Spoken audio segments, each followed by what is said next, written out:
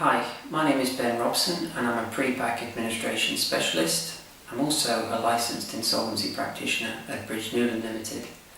Today's video blog touches on the advantages and disadvantages of pre-pack administrations. The main advantages of a pre-pack are generally, because it's considered to be a recovery process, it gives the best chance to rescue the company as a going concern. This is one of the primary objectives of an administration, so it's a real advantage when it comes to alternative processes which might involve the company closing down completely. It also enables a better return for creditors, because for an administration to be approved by a judge or the creditors generally, you need to show that there's going to be a greater dividend or return to creditors than the alternative processes. The third advantage is generally concerning legal actions. And because it's a court process, it allows protection from creditors either commencing or continuing with legal actions whilst the administration is being considered and once it's been adjudged as an appropriate course of action.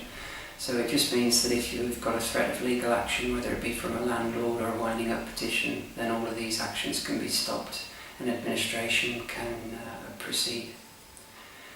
The fourth advantage is generally with employees. It just enables employees a better chance of being re-employed by a purchasing company, particularly in a pre-packaged sale, because employees are considered to automatically transfer to the purchaser if a sale is completed, where it's negotiated beforehand. The fifth of my advantages is that generally there's a seamless transfer of the business. This is more notable in a pre-pack administration because you negotiate the sale beforehand and it's completed immediately on your appointment as the administrator. It means that the whole company, which is insolvent, can carry on trading up to the administrator's appointment, then the purchaser takes over almost instantly straight after. This can give a greater continuity of service to your customers and generally it can make a better return for your creditors. The disadvantages are it can be quite often that a pre-packaged sale is completed back to the same directors or shareholders.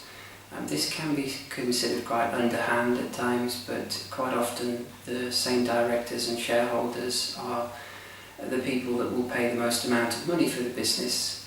This obviously is in line with a better return for creditors, so it's generally a process which is misunderstood because it can result in a much better outcome for all parties.